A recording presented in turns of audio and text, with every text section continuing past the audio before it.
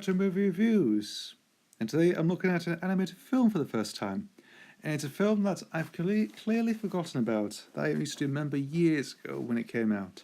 The Iron Giant, a Brad Bird film. This is an interesting story, interesting film this is. A very good story.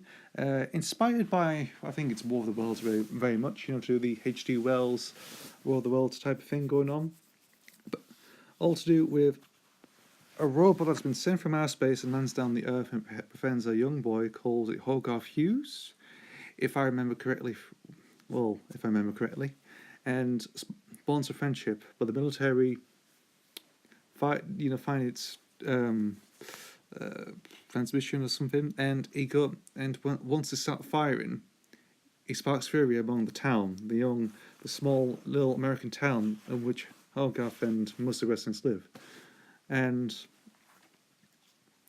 it is absolutely a very interesting little powerful film. This is, a lot of people forgot about this film very much. When it came out, it must have been a big deal back in then, 1999. I would have been about 2, and I remember getting the DVD when it was advertised on TV, possibly around 2001. It came out. I don't know.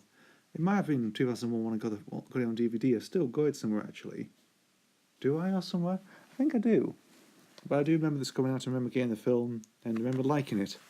And this is a film that one of my friend Liam Max, has been pestering me to do for ages. And I finally got around to it. So there you go, Alex. That's one on your little list now. Still got 2 more to do for you, but this is the first one. I'll get this over with for you. So Iron Giant. Obviously, what I didn't know is Vin Diesel voiced the Iron Giant, which is absolutely interesting. You can't really hear it from his voice, but obviously this is before Fast and the Furious and Triple X and Riddick, and just a year before he did Riddick in Pitch Black, which is interesting. And obviously at that point he did a small film, he did Multiface, then he did his own directorial debut with Strays in 1997, and obviously him now, I think it's just him just going through different genres and stuff, so it is quite okay. John Mahoney, of course, the general, actually does an interesting little job. Dialogue's alright. It's the same as an animation film. It doesn't ad-lib, but the writing is so perfect in this film, and I do think it's interesting. Music stands out quite nicely. It's got that sort of 1950s type of style to it. It's like basically the same with All the Worlds very much. It has that sort of grandiose invasion type music that goes on. Yeah, some nice gentle moments as well, of course, with the bond between Hogarth and the giant itself. And obviously the heroic theme at the sort of the end of the movie when he sacrificed himself for the missile, and when he says Superman, he does, because Hogarth sort of influenced him to become a hero very much, and it is nice. I always remember that scene very much as well. He thinks he's basically a hero of the world, even a hero of the town, and it is spot on. The animation, of course, is very good. Considering it's a Warner Bros. Film, it is absolutely fantastic. The style of the Iron Giant is actually quite amazing. Simple, it's got sort of a simpler design to it, but it works effectively, and the characters are nicely sort of stylized in a Disney film very much. Well, you can sort of see that in maybe some anime films, basically from the early and mid 90s, but it is basically style. I basically see like a Disney similarity with this film very much, and I thought it was like a Disney film when I first watched it, or when I first knew about it, but it ended up being something like Warner Bros. You think of like big movie films, DC Universe and that sort of thing, and it does a nice fantastic job for anybody, for any kids who have seen this. It's rated U. It's very universal for anybody. Give it a watch. It is absolutely fantastic. It's one of those better animation films that I do think it's forgotten about, underrated, and same with some Disney films I used to like to watch, like Black Cauldron and Oliver and Company.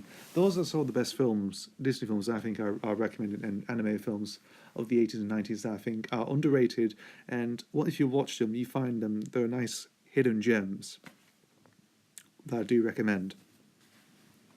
So with The Iron Giant, I do think it's one of the best animation films. Very good in my own opinion. That's it. because knew about it. I've knew about this film for years and seen it. I had it on DVD, so it's basically a film that stuck with me for many years, and many other people as well. Same with Liam Mannix, of course, who recommended me, told me to tell me to review this film. So, fair enough. So that's the little review of the Iron Giant out of the way, and I will do some more anime films eventually. I think, like I mentioned, like I said before, I do underrated films. Some of the Disney films, maybe like The Black Cauldron and Oliver and Company, I might do reviews for because those are the sort of films I grew up with and had on VHS for years, and I do enjoy them for what they are. They're very underrated Disney films that people tend to forget, but they are hidden gems, of course. They always have it's something different, sort of a little twist on Saw stuff, but I do think it's perfect. I think it's quite right to do those films. So expect those in a series, maybe at some point. But The Iron Giant is recommended, of course. It's a lovely animation film. Kids will enjoy this. It might make them cry at the end of the film, but it's just it's how it's written, it's how it's directed, how it's voiced, how it's animated, and how the music works. How the style of the film is interesting. It's fantastic, visually fantastic, and absolutely worth watching.